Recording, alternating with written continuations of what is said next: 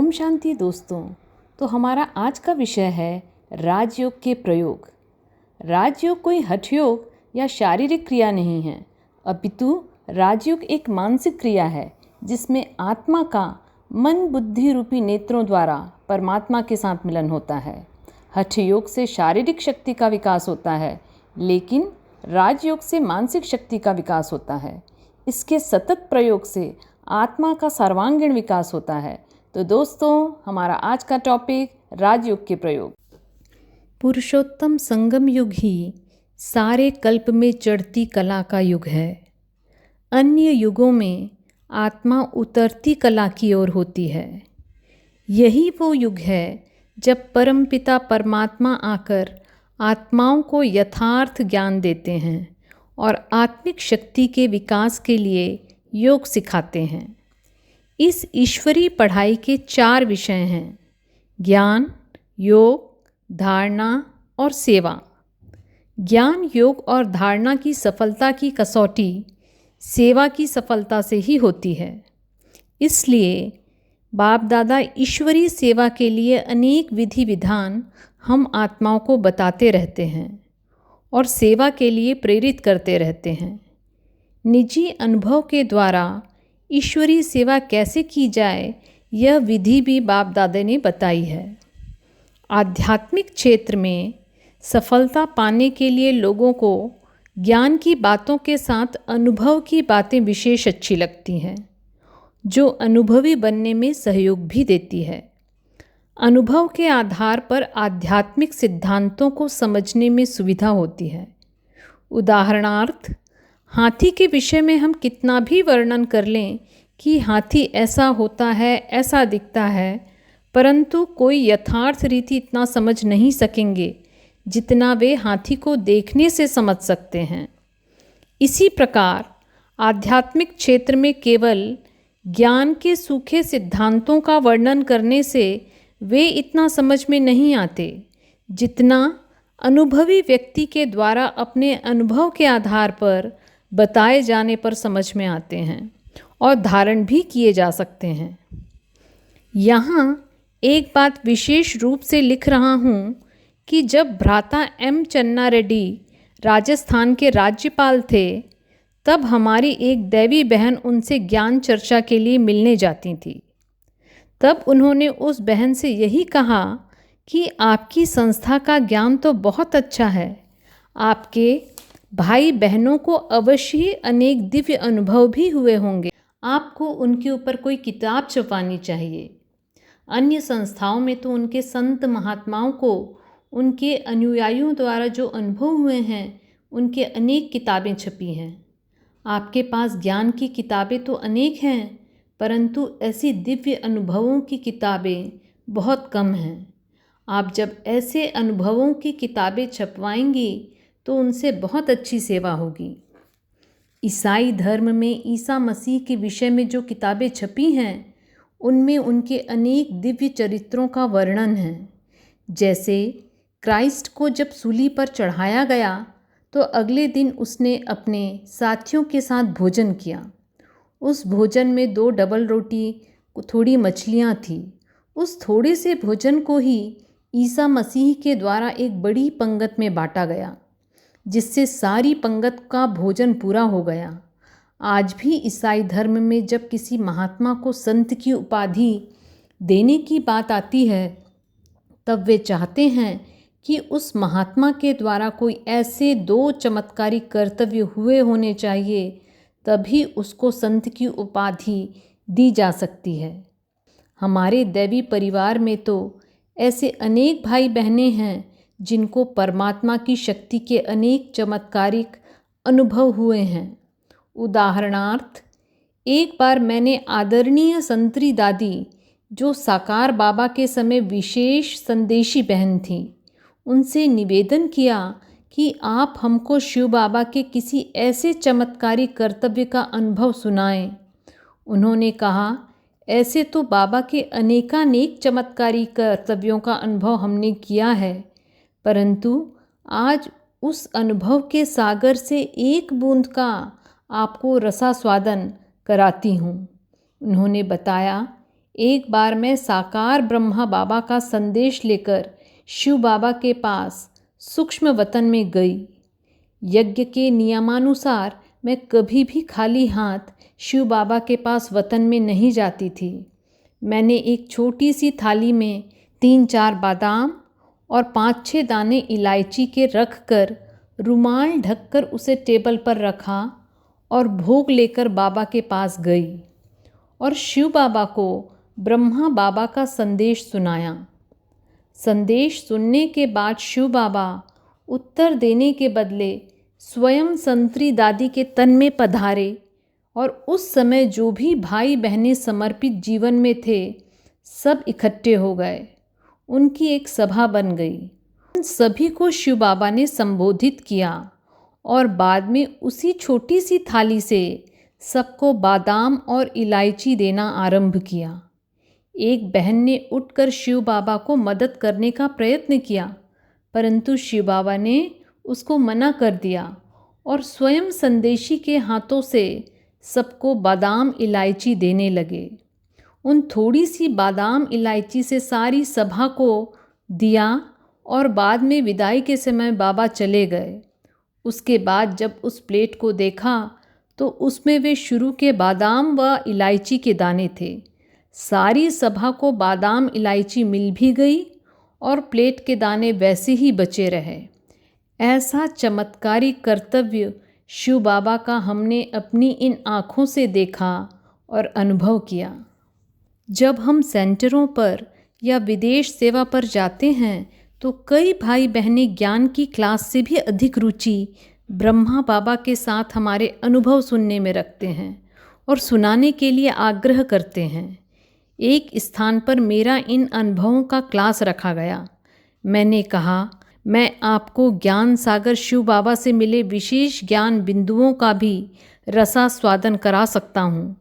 तब वहाँ की निमित्त इंचार्ज बहन ने कहा, हम ज्ञान की बातें तो अन्य भाई बहनों से भी सुन सकते हैं, किताबों में भी पढ़ सकते हैं, परंतु आपके पास मातेश्वरी जी और प्यारे ब्रह्मा बाबा के साथ के जो विशेष अनुभव हैं वे हम सुनना चाहते हैं। विदेश में भी एक स्थान पर ब्रह्मा बाबा के साथ के अनुभवों का क्लास शाम से लेकर सुबह अमृत वेले तक चलता रहा और सभी चातरक होकर सुनते रहे। यहाँ एक बात का ध्यान रखना आवश्यक है कि हम परमात्मा के दिव्य अलौकिक चरित्रों तथा अपने जीवन परिवर्तन के अनुभवों के आधार पर अंधश्रद्धा या झूठी भावनाओं का निर्माण नहीं करना चाहते, किंतु वास्तविकता की भूमिका से सबको परमात्मा तथा उनके श्रेष्ठ कर्म और दिव्य कर्तव्यों का तथा उनमें निहित महानता का अनुभव कराना चाहते हैं, जिससे हर आत्मा को वैसा बनने की प्रेरणा मिले। परमात्मा के ज्ञान एवं दिव्य चरित्रों के अनुभव द्वारा हर आत्मा को अपना जीवन तथा व्यवहार श्रेष्ठ बनाने की प्रेरणा मिले, ऐसा संदेश सबको देना चाहते हैं। कोई अपनी अल्प बुद्धि के कारण परमात्मा की इस श्रेष्ठ शक्ति को ना समझे और उसके वास्तविक मूल्य को ना समझे तो वह उस व्यक्ति की अपनी कमज़ोरी है। ईश्वरी चरित्रों का पाठ रोल जो संगम युग पर चला है और चल रहा है, उसके महत्व और उपयोगिता को यथार्थ रूप में हम समझें और उसे ईश्वरीय सेवा के कार्य में लगाएं। यही मेरी शुभ भावना है। पुरुषोत्तम संगम युग ही सारे सृष्टि चक्र में ऐसा सुहावना कल्याणकारी समय है जब हम न केवल अपने वर्तमान समय के लिए पुरुषार्थ करते हैं, किंतु आने वाले सारे कल्प के लिए प्रारब्ध बनाते हैं। अभी पुरुषोत्तम संगम युग पर किए गए पुरुषार्थ के आधार पर कई आत्माएं विश्व महाराजन विश्व महारानी का पद प्राप्त करते हैं, तो कई आत्माएं राजा रानी साहूकार अथवा प्रजा का पद भी प्राप्त करते हैं। अभी के पुरुषार्थ के आधार पर ही हम गायन या पूजन करने वाले भक्तों का निर्माण कर सकते हैं। अव्यक्त बाप दादा की मुरलियों से हमने सुना है और अपने अनुभव से भी हम समझते हैं कि अनेक दुखी अशांत आत्माएं अपने इष्ट देवों को पुकार रही हैं, खोज रही हैं। ऐसी दुखी अशांत आत्माओं को संदेश देने, दुख अशांति की समस्याओं का हल करने और सांत्वना देने के लिए हम आत्माएं ही निमित्त हैं। अतः अब ऐसा पुरुषार्थ करने की बहुत आवश्यकता है। राजयोग के द्वारा हम अपने मन बुद्धि का तार परमपिता परमात्मा के साथ जुटाकर परमात्मा से ईश्वरीय शक्ति प्राप्त कर सकते हैं। राजयोग परमात्मा के साथ संदेशों की लेन देन के लिए एक सूक्ष्म टेलीफोन भी है, जिसके द्वारा हम परमात्मा से संदेश ले सकते हैं और विश्व की अनेक आत्माओं को परमात्मा का संदेश दे सकते हैं। उनको परमात्म शक्ति की अनुभूति भी करा सकते हैं।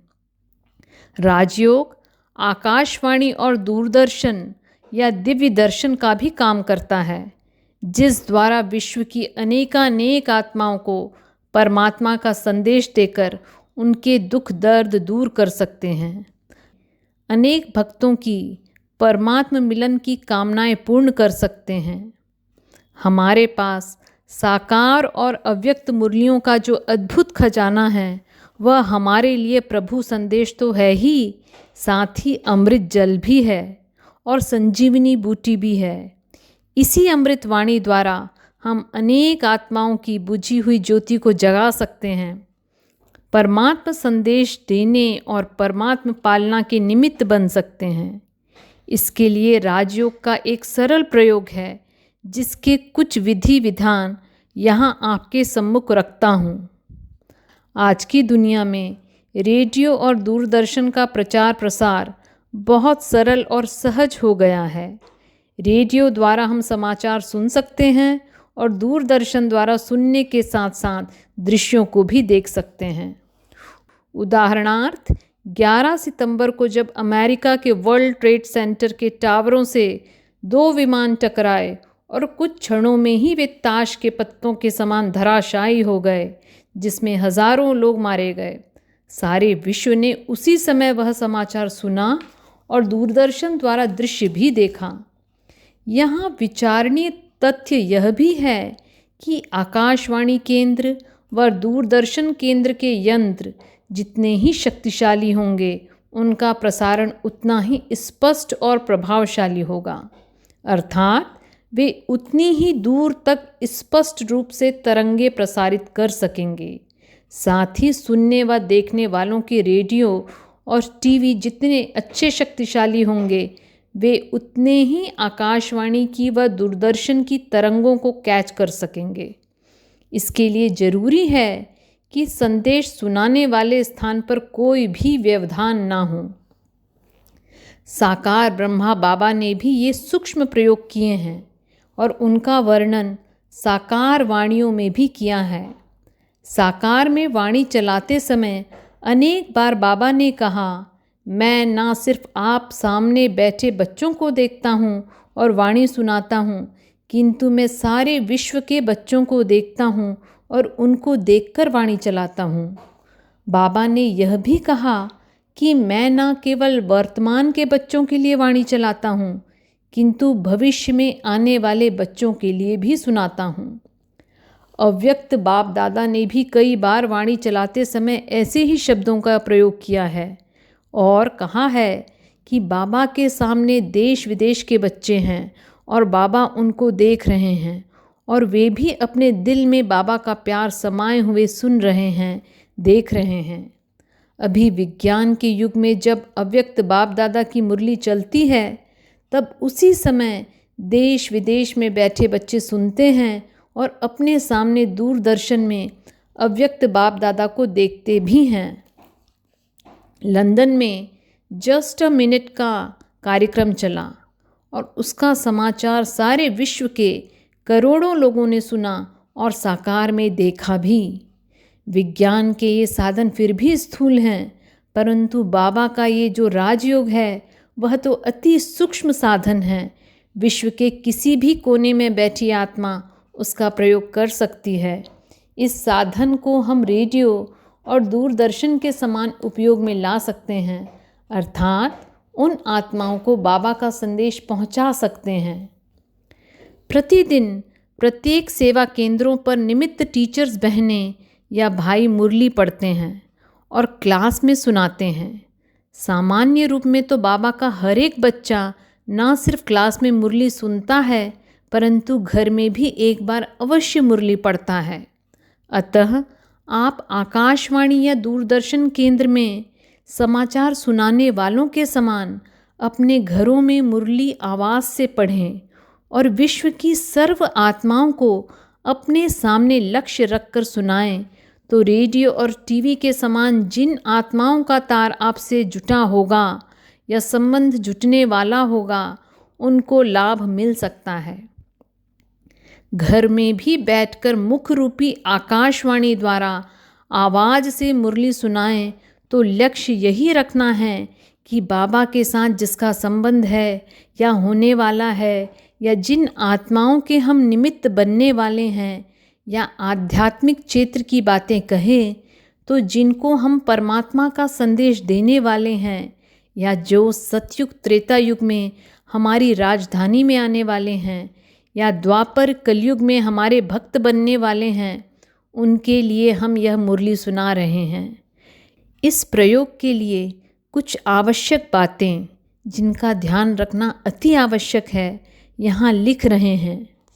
पहली पॉइंट, मुरली मुख से आवाज़ से पढ़नी चाहिए क्योंकि भारत के शास्त्रों में गाया हुआ है कि शब्द ब्रह्मा है, अर्थात परमात्मा के साथ संबंध जुटाने की शक्ति शब्दों में है और शब्दों के द्वारा ना सिर्फ तरंगे निर्माण होती हैं बल्कि वातावरण में भी फैलती है।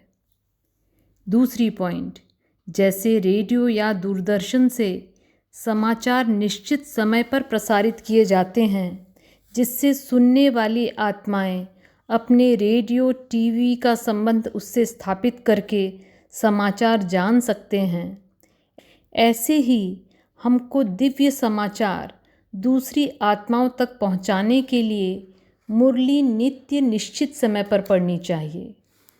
तीसरी पॉइंट, मुरली सुनाने के समय तन मन से स्वस्थ और शांत स्थिति में बैठना चाहिए।